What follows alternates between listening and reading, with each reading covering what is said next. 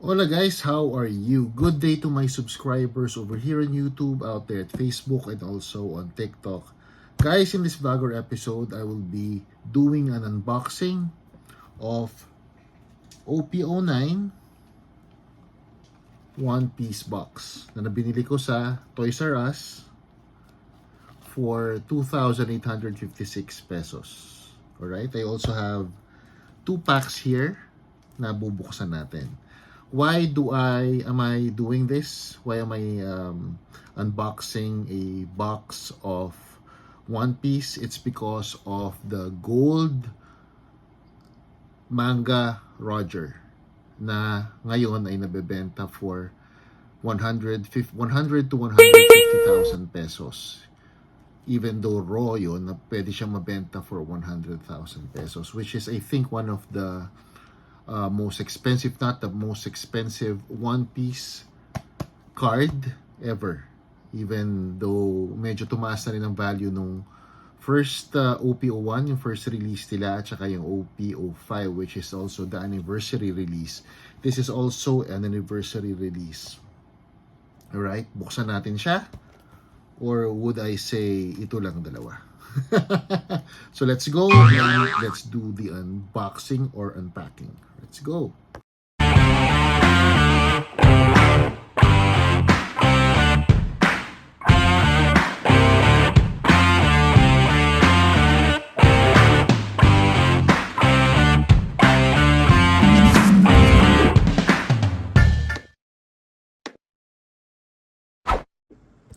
So here we go guys, no? That the reason why I jumped into One Piece, matagal ko nang gustong pumasok sa One Piece, it's because of the fact that there is a card right now that could be here that is worth 100,000 pesos or $2,000.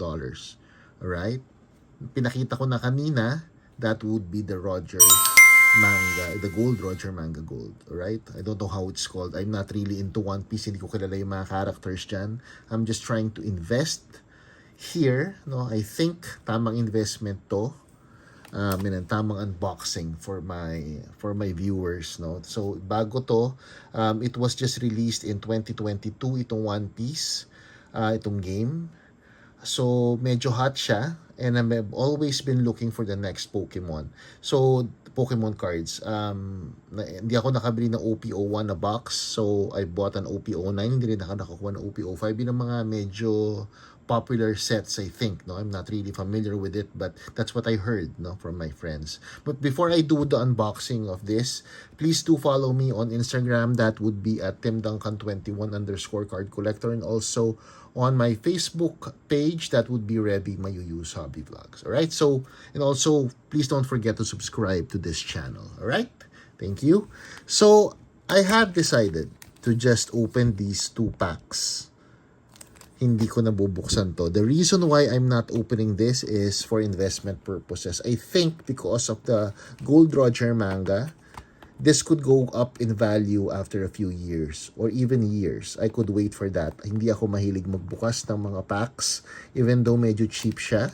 But if I do decide on this, I'll be unboxing it here. Hindi naman medyo mababa lang naman ang presyo ng mga to at 2,856. It won't really hurt the bank. But I'd like to invest on this and let's see in the future kung magkano siya. And we all know how much a Pokemon First Edition is right now after almost 30 years in existence. No? Sobrang taas yung alpha na Magic. Those stuff are legends. And the way I see it, yun ang pinagsisisihan ko kasi naabutan ko ang the Pokemon's first release in my LCS in 1999 or 1998. I can't remember, but those were the days that I was seeing packs and boxes of Pokemon first editions. And I should have bought one and kept it. And now, sayang, di ba? So, I'll just open these 2 packs. Alright? So, let's see kung ano makukuha natin dito. Wish me luck. I hope. Lalagay ko na lang dito yung value nung maganda na nakuha ko. Alright? Kung ano man yung rare dito. So, common. I don't know what is this. Wala akong idea sa mga to guys, no? So, just comment away kung ano to mga to, kung may maganda ba. But I'll check eBay's prices for the rare ones. Isa lang naman na rare usually. So this is uncommon. You could see it there. So ito yung rare. Alright. Ayan, nakalagay rare. OP09 095. Lalagay ko na lang dito yung value niya sa eBay. So wala, hindi ako tayo nakakuha nung gold na ano na Roger, Manga Roger. Ayan, Mr. 1 no, nakalagay. This is a Japanese version, no, for those who don't know. Merong English version nito. Okay, commons. Commons, ano yun? Uncommon natin dito. Uncommon ulit.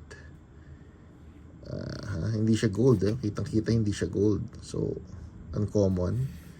And this one, I don't know what is this. OP09104.